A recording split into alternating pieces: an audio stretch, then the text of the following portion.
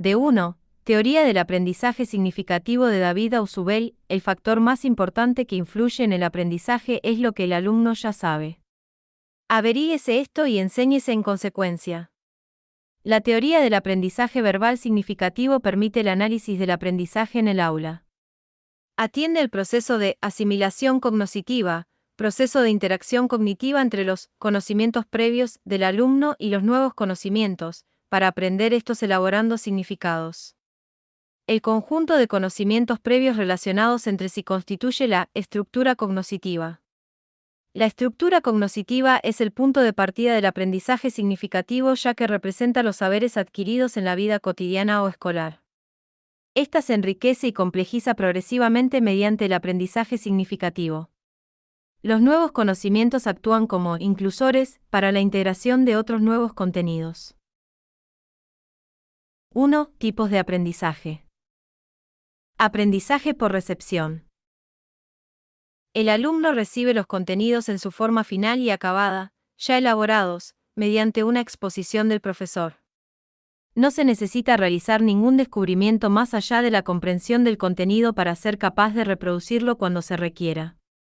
Aprendizaje por descubrimiento. El contenido no se da ya elaborado, sino que el alumno debe redescubrirlo mediante actividades de investigación.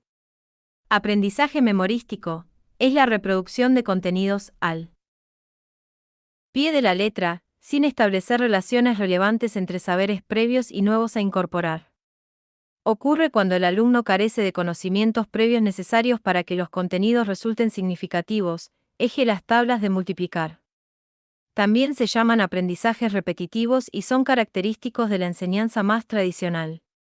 Aprendizaje significativo. Involucra la comprensión mediante relaciones relevantes entre los nuevos conocimientos y los previos. La tarea del docente es programar, organizar y secuenciar los contenidos para que el alumno pueda realizar un aprendizaje significativo, relacionando los nuevos conocimientos en su estructura cognitiva previa y evitando el aprendizaje memorístico. 2. Condiciones del aprendizaje significativo. Respecto del conocimiento a aprender, deben ser potencialmente significativos para que sea posible el establecimiento de relaciones relevantes con los saberes que el sujeto ya posee. Relevantes y organizados, teniendo en cuenta las posibles relaciones que el sujeto puede realizar con sus saberes previos. Presentación con un lenguaje claro y preciso, considerando la capacidad de comprensión del alumno. Respecto del alumno, su estructura cognitiva previa debe poseer los conocimientos previos necesarios para atribuirle sentido a los nuevos. Debe manifestar su disposición y una actitud favorable para aprender, lo cual evitará que recurra a la memorización. Mecánica. Vemos cómo el aprendizaje significativo es un proceso que depende principalmente de las ideas relevantes que ya posee el sujeto de aprendizaje, y se produce a través de la interacción cognitiva entre la nueva información y la previa en la estructura cognitiva. Para promover el aprendizaje significativo en el aula, es crucial que el profesor reconozca y analice las condiciones inherentes al contenido y al alumno. Incluye organización y presentación de los conocimientos, uso adecuado del lenguaje como herramienta mediadora, análisis de los procesos cognitivos del estudiante, teniendo en cuenta lo que puede entender y cómo lo hace y lo que necesita aprender. Igualmente, es importante fomentar una actitud favorable para el aprendizaje, que se fortalece mediante aprendizajes significativos, lo cual facilita la asimilación cognitiva. 3. Procesos de asimilación. Ausubel postula que la estructura cognitiva está organizada de forma jerárquica respecto al nivel de abstracción, generalidad e inclusividad de los conceptos. El establecimiento de relaciones entre los saberes previos y el nuevo conocimiento puede desarrollarse a través de diferentes procesos cognitivos. Nota: los ejemplos ilustrados en estas definiciones son específicos de la carrera de inglés, creados con la ayuda de ChatGPT.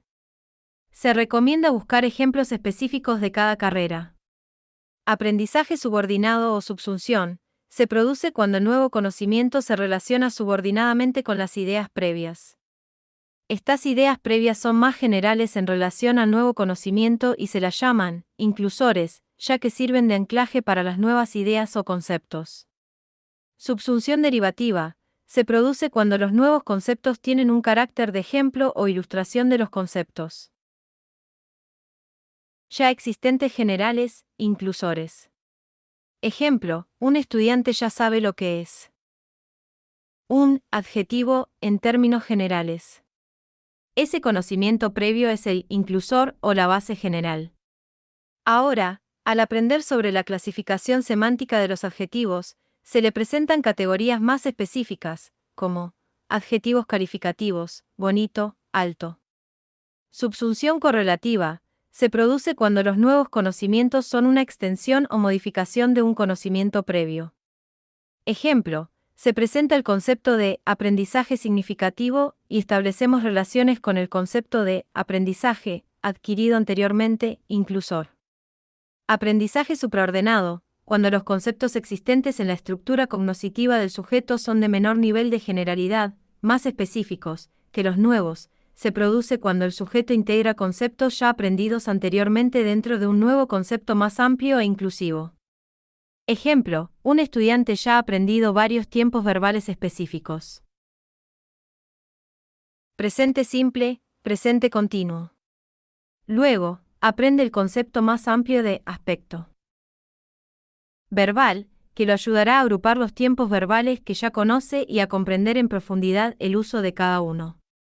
Aprendizaje combinatorio se produce cuando los nuevos conceptos no pueden relacionarse ni de forma subordinada ni supraordenada con las ideas existentes en la estructura cognoscitiva. Los nuevos conceptos se relacionan de forma general con los previos, lo cual puede hacer que sea más difícil aprenderlos. Ejemplo, el alumno ya conoce el pasado simple y el presente perfecto, y le toca aprender el pasado perfecto. Aunque el pasado perfecto no es exactamente un ejemplo de los tiempos previos, está estrechamente relacionado con los conceptos que ya conoce y le ayuda a enriquecer su comprensión de los tiempos verbales. En el transcurso del aprendizaje significativo tienen lugar dos procesos: la diferenciación progresiva. A medida que el aprendizaje significativo tiene lugar, los conceptos inclusores se van modificando y desarrollando, haciéndose cada vez más diferenciados. Este proceso de diferenciación progresiva explica la superioridad del aprendizaje subordinado y recomienda la presentación de las ideas más generales e inclusivas al principio de una clase. También explica la utilización de los organizadores previos. Ejemplo, las relaciones que se establecen entre el concepto de aprendizaje y el concepto de aprendizaje por condicionamiento operante, aprendizaje significativo y aprendizaje por descubrimiento. La reconciliación integradora se refiere a que las modificaciones producidas en la estructura cognoscitiva permiten realizar nuevas relaciones entre conceptos. Ejemplo, las relaciones que se establecen entre el concepto de conocimientos previos y el concepto de estructura cognoscitiva que lo integra. Desde el análisis de los distintos niveles de generalidad en las relaciones que se establecen entre saberes previos y nuevos conocimientos, el profesor puede identificar cuáles son las relaciones más adecuadas para la elaboración de significados, favoreciendo el desarrollo del aprendizaje comprensivo. 4. La estructura cognoscitiva. Es el conjunto de relaciones entre conceptos desde los cuales se aprende. Este conjunto de conocimientos existentes se llama inclusores, porque permiten la inclusión de nuevos saberes. Si no se establecen relaciones entre los saberes previos y la nueva información, se produce un aprendizaje mecánico, relaciones arbitrarias, sin sentido. Variables de la estructura cognoscitiva. La estructura cognoscitiva se adquiere y/o desarrolla a partir de los siguientes factores. Historia escolar. Se refiere a la forma de aprender que tiene el sujeto, que puede ser por repetición mecánica o por elaboración de significados, dependiendo de las experiencias del alumno en la escuela. Potencial intelectual. Se refiere a la capacidad de aprendizaje del sujeto, que está condicionada por factores genéticos y ambientales en su desarrollo. Aquí adquiere especial relevancia la influencia de la familia y de la escuela, ya que estas esferas facilitan o dificultan la construcción de conocimientos. Estimulación familiar y del medio social. Se refiere al acompañamiento familiar y escolar mediante la interacción social y las relaciones con el conocimiento que se propician, internalización de saberes culturalmente compartidos. 5. Implicancias pedagógicas de la teoría del aprendizaje significativo. El aprendizaje significativo se desarrolla mediante el uso de la exposición didáctica oral y escrita. La exposición del profesor presenta el nuevo contenido a aprender, de una manera clara, precisa y atendiendo relaciones relevantes con los saberes previos de los alumnos. La exposición didáctica se lleva a cabo mediante el uso de organizadores previos, material introductorio y/o ideas generales relacionadas a los nuevos conocimientos a adquirir. Su función es la de andamiaje ideacional, porque facilita y ayuda a la incorporación de la nueva información en la estructura cognitiva del alumno. Es fundamental que se presenten de la forma más clara y sencilla posible. Organizadores expositivos se emplean en aquellos casos donde el alumno tiene muy poco o ningún conocimiento sobre la materia. Su función es proporcionar las ideas generales necesarias para integrar posteriormente la nueva información. Ejemplo, las ideas generales sobre aprendizaje, enseñanza, profesor y alumno, que se presentan en el inicio de la materia para establecer relaciones con los aportes de diferentes teorías psicológicas del aprendizaje. Organizadores comparativos se emplea en los casos donde el alumno está en algún punto familiarizado con el tema a tratar. Su función es proporcionar conceptos fundamentales y facilitar la comparación entre las ideas nuevas y las que el alumno ya conoce, marcando similitudes y diferencias. Ejemplo, las similitudes y diferencias entre cláusulas nominales y cláusulas relativas, habiendo ya aprendido las características de las segundas. La actitud favorable del alumno es una condición necesaria para la elaboración de significados, pero, a su vez la misma se desarrolla a través de los aprendizajes con sentido que va incorporando con ayuda del profesor. De este modo, la motivación es causa y efecto del aprendizaje. El alumno estará dispuesto a seguir incorporando conocimientos siempre y cuando lo haga dándoles un sentido. El docente debe favorecer los procesos motivacionales mediante la explicitación de los objetivos del aprendizaje, ¿por qué y para qué? Considerar los intereses propios del sujeto de aprendizaje, utilizar elementos didácticos que favorezcan la atención, implementar tareas de comprensión, eje lecturas con preguntas para responder comprensivamente, proporcionar información sobre sus avances y necesidades de mejora, de acuerdo a los objetivos propuestos.